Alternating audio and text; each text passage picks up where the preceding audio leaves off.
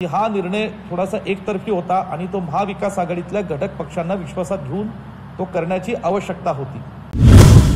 हे अनेकांना ज्ञात आहे की कोल्हापूरची जागा आदरणीय श्रीमंत छत्रपती शाहू महाराजांना काँग्रेस पक्षाच्या चिन्हावर लढायची होती, म्हणून ती काँग्रेस पक्षाला देण्यात आली। या परिस्थितीमध्ये शिवसेना उद्धव बाळासाहेब ठाकरे गट यांनी सांगलीच्या जागेचा एक दावा केला आणि त्या दाव्यातून आदरणीय उद्धव बाळासाहेब ठाकरे साहेबांनी या ठिकाणी 21 तारखेला अचानकपणे इथल्या आमच्या सांगली जिल्ह्यातील चंद्रहार पाटील यांची उमेदवारी जाहीर केली।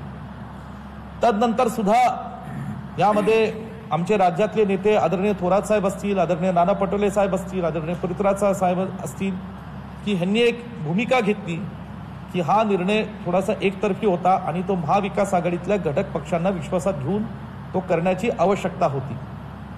आदरणीय उद्धव बाळासाहेब ठाकरे साहेबांबाबतीत आम्हाला व्यक्तिशः आणि काँग्रेस पक्षाला आम्हाला आदर आहे।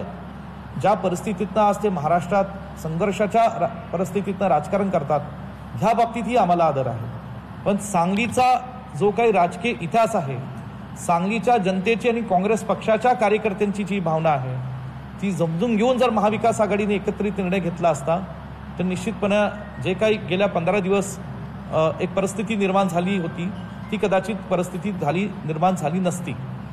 हे बोलता आम्ही गेले 15-20 दिवस सुद्धा सातत्याने काँग्रेस पक्ष श्रेष्ठींकडे आणि महाविकास आघाडीच्या नेत्यांकडे आम्ही विनंती केली, मागणी केली या ठिकाणी आज की काँग्रेस पक्षाला ही जागा मिळावी।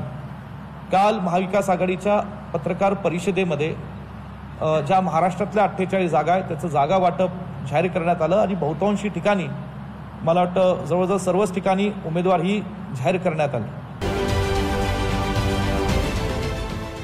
देश विदेशातील प्रत्येक घडामोडींचे लाईव्ह अपडेट मिळवण्यासाठी आता साम टीव्हीच्या सर्व सोशल मीडिया प्लॅटफॉर्मला लाईक, फॉलो आणि सबस्क्राईब करा।